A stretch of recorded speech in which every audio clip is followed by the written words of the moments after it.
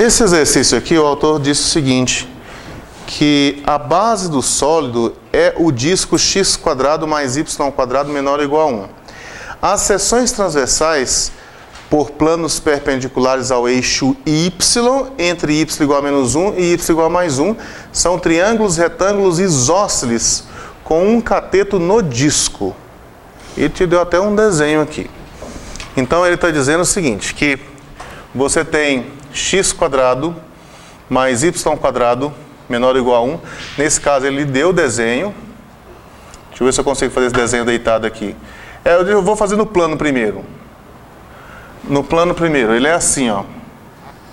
Essa é uma circunferência de raio 1, né? A parte de dentro de uma circunferência de raio 1. Então aqui, ó, aqui está o mais 1.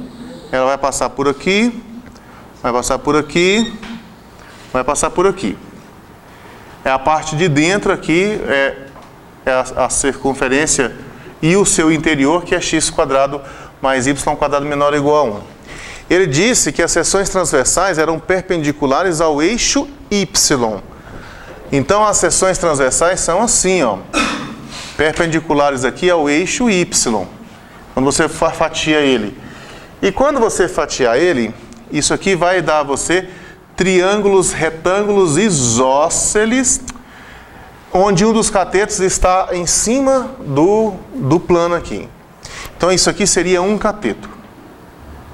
Aí você teria isso saindo para cá, teria assim, ó.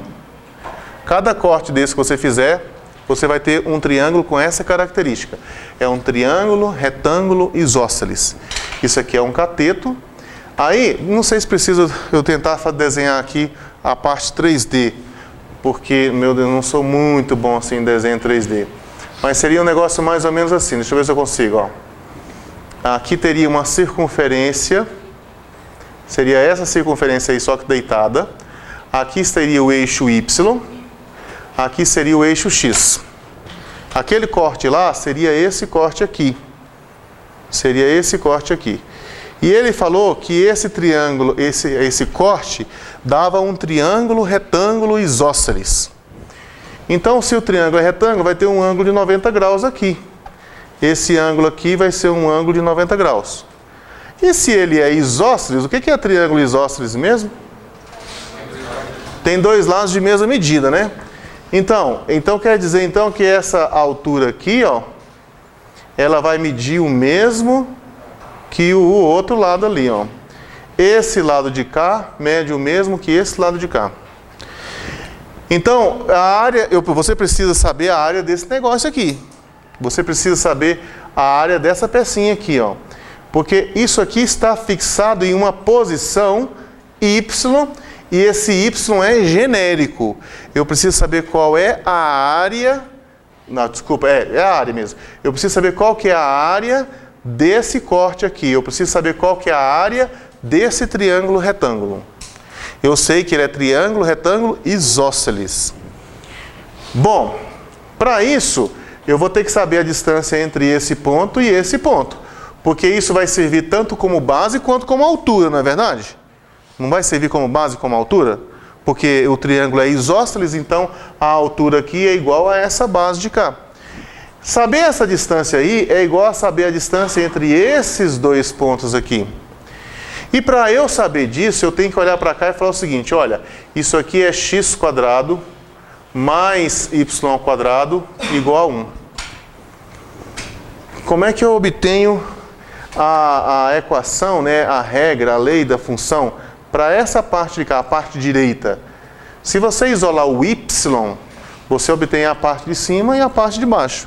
Se você quer a parte direita e a parte esquerda, você tem que isolar o x.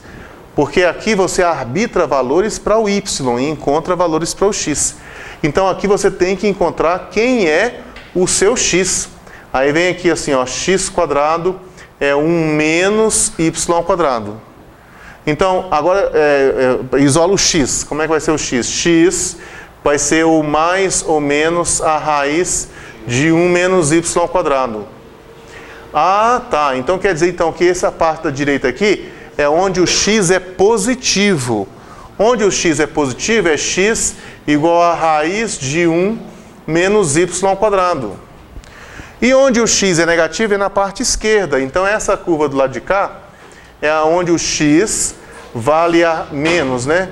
O x vale menos raiz de 1 menos y ao quadrado. E eu quero saber a distância, o comprimento desse segmento vermelho em função deste y aqui, ó. Para cada y, o lado direito vale raiz de 1 menos y ao quadrado e o lado esquerdo vale menos raiz de 1 menos y ao quadrado. Como que eu acho a distância entre esses dois pontos? O y, nesse caso, ele nunca pode ser maior do que 1. Não, não pode. Mas como é que eu acho a distância entre esses dois pontos aqui? Não é só pegar a abscissa desse ponto menos a abscissa desse outro? O x do lado direito menos o x do lado esquerdo. Sempre que a linha for horizontal, gente, vai ser assim, direito menos esquerdo. Se for vertical, é o de cima menos o de baixo. Então, no caso aqui, essa base aqui, porque isso aqui que eu tenho aqui é a base do meu triângulo, né? Isso é a base do triângulo.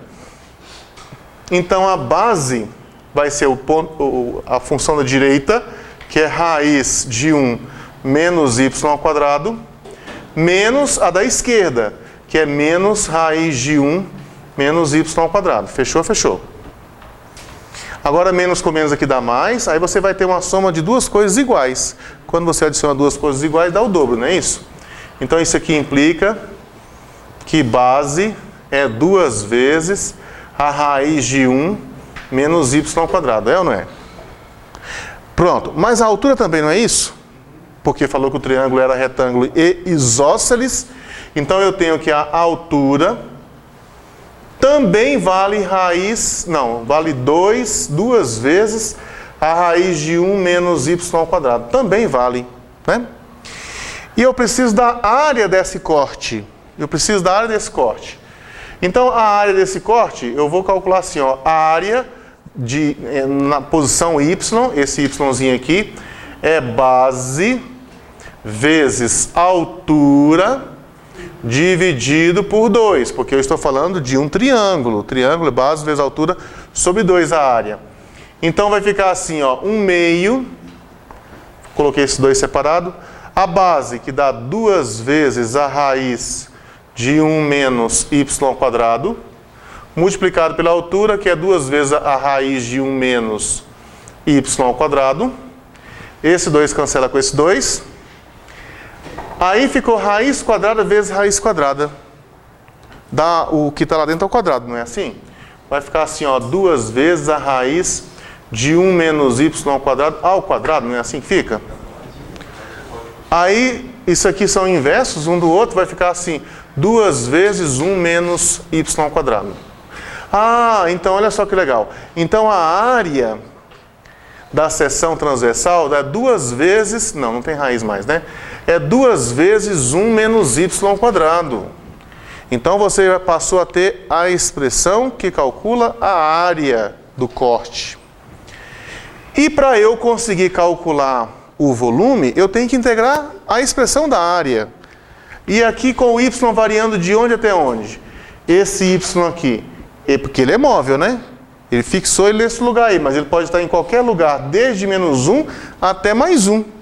Então, o volume aqui no caso, o volume será integral de menos 1 até mais 1 de A de Y dy. Ah, peraí um pouquinho, mas A de Y dy está bem aqui em cima, ó, é 2 vezes 1 menos y ao quadrado. Então aqui vai ficar assim, integral de menos 1 até mais 1 de 2 vezes 1 menos y ao quadrado dy. Está vendo que aqui agora caiu naquela história da função par? Percebe que 1 menos y ao quadrado, tanto faz se você colocar número positivo ou negativo com o mesmo módulo, vai sempre retornar a mesma coisa para você? Pensa você colocar mais 5 ou menos 5, ao quadrado dá mais 25, mais 7 ou menos 7, ao quadrado dá 49. Essa função aqui é uma função par. E como é uma função par, você pode resolver esse problema aqui multiplicando por 2 a integral da metade, que é de 0 até 1, né? Olha só, isso aqui é a mesma coisa que você multiplicar por 2 a integral de 0 até 1, da função que está aí normalmente, ó, que é 2 multiplicado por 1 menos y ao quadrado dy. Isso é opcional. Se você falar assim, não quero fazer isso não, eu gosto de fazer do jeito que está aqui. Tudo bem, você integra normalmente e depois troca o y por mais 1, subtrai e troca o y por menos 1. Dá no mesmo lugar. Esse 2 pode sair, vai virar um 4 ali, ó. E aí você integra 1 menos y ao quadrado, né? A integral de 1 em relação a y dá y. E a integral de y ao quadrado em relação a y dá y ao cubo dividido por 3. Variando de 0 até 1. Aí você agora vai trocar o y por 1, menos trocar o y por 0. Então vai ficar assim, 4 multiplicado por 1 menos 1 ao cubo sobre 3, que dá 1 sobre 3. Menos, aí você troca o y por 0, dá 0. Feito isso, o denominador aqui, os denominadores são diferentes, não pode ficar diferente, eles precisam ser iguais. Ó. Eu vou multiplicar por 3 embaixo e vou multiplicar por 3 em cima também. Aí vamos ficar assim, ó, com 4 que multiplica 3 menos 1 dividido por 3. Ou seja, dá 4 que multiplica 2 terços. 3 menos 1, 2 terços. Então deu 8 terços. 4 vezes 2 deu 8 terços, unidade de volume. E pronto. Veja, a integral não é difícil de resolver. O negócio é você saber qual é a seção transversal, qual é a integral que calcula o volume, esse negócio todinho. Então essa lista aí tem essa característica. São exercícios, normalmente, que depois de matematizados, as integrais são simples de resolver. O foco está na matematização do problema.